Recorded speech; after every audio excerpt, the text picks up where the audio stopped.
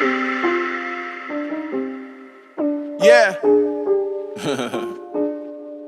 All right. Son of Augustine style, you get me? Yeah. New whip outside is different. Ask me where the carpet, mind your business. New whip outside, I'm vicious. Ask me where the carpet, I'll admit it. Can't you tell that I'm riding with it? 5 or 6, I can't find those digits. Line them up and say mind your business. Don't you know that my mind is different? Can't you tell that I'm riding with it? 5 or 6, I can't find those digits. Line them up and say mind your business. Don't you know that I'm riding with it? I'm riding with it. You can't see the size, ain't know 'em. I ain't reached my final form. I got a teach inside the storm. Alright, y'all, another interview, my second or third interview so far, I can't remember. But anyway, right here at the Blk Podcast Festival, and I'm interviewing Nakia, who is an iHeart Media producer. So yeah, and she has her own podcast as well. So yeah, she just agreed to do the impromptu interview, so yay. Bill, thank you. Yeah, thank you. You didn't have to do this. Yeah, thanks for just saying hi. So, let's dive into it.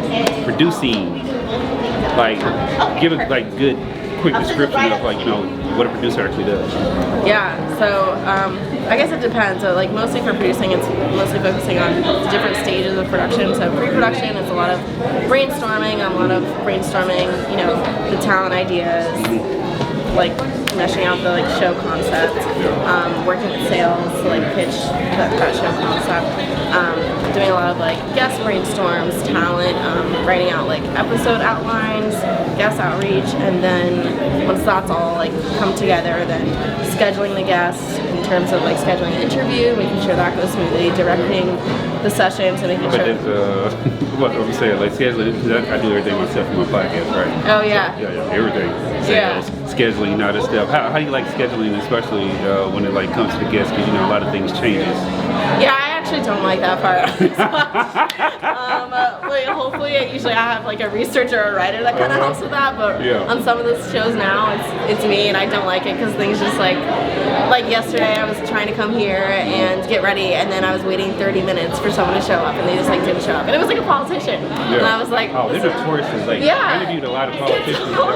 I'm based in Macon, Georgia. Oh, okay. Where are you based out of? I'm actually in Jersey. Okay. Yeah, I work in the iHeart New York office. Okay. Yeah. I drove through Jersey when I was going through Maine or whatever. I didn't realize Jersey, had 2 separate interstate systems, one for the trucks and one for the cars and stuff. Which I thought that was cool, safety. But scheduling and waiting on people to be on time and stuff like that, and then people don't understand what podcast is. It's a whole full production. You're wasting people's time. We're not showing up on time. Luckily, I do have an engineer on the team to help. To help with audio and stuff like that. And it's mostly me directing the sessions, making sure the host feels comfortable, making sure the host says what they need to say. It sounds good. And then post production, it's mostly me giving paper edits. So I do a paper edit once the audio is done, and then I give notes with the editor to on the different versions, cut this out, do that. Well, let's dive a little bit to your podcast.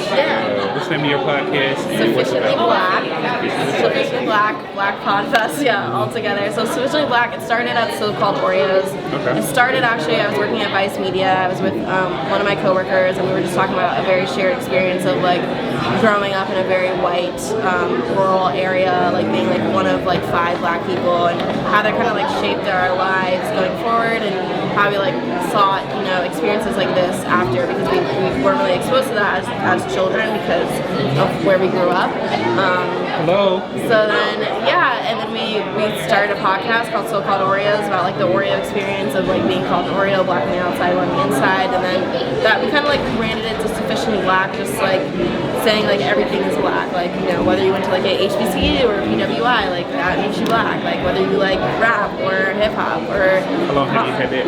Yeah, so So-Called Oreo started May 2019, so I guess this is 3 years. Sufficiently Black, so you can find us Sufficiently BLK on Twitter, Instagram, and we have a lot of episodes. So the last one that we did was about crystals and Black people being into crystals, and then the one we come on Tuesday is actually about adoption, so a transracial adoption, which I always thought was interesting about how Black people are adopted by white people, and how that shapes their identity and their connection to their culture. So I've seen a lot of that working with the foster care system and all that stuff.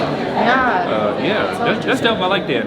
So, as far as when people want to be able to listen to it, what platforms are you on? All platforms? All platforms. Yeah, you can find us Apple, Spotify, Google Play, SoundCloud, YouTube, all that. Yeah. So, where do you want the podcast to go? Yeah, that's a good question. I mean, I think at first it started as I wanted it to, help my career, which it did. And it's essentially how I got a role at iHeartMedia. I wouldn't have gotten that without this podcast. And then it just like shaped me like to learn more about how to run a business, to more how about running a production smoothly. I really don't think I would have gotten an opportunity at iHeart if they didn't see what I was doing with my personal podcast. So that's nice that I built this from the ground up and I got a full-time job from it. And then I just wanted it to be like a community for people, just for people to feel like safe and heard, and that's like the main goal. Just like if Black people can have some type of happiness in like this crazy world that we live in, then I'm happy with that too. That's what's up. Okay, so let you get to all your different speaking things and stuff like that. There's a lot of I feel a little cheated or whatever because I can't go to every event or whatever because they're all at the same time. It just reminds me of going to CD Baby music conference. Yeah, this is one of my first podcast conferences. So have you been to like any type of conference where it deals like just creatives in general? Not really, not a lot. I feel like especially because COVID, I haven't really been doing much. No, I get that.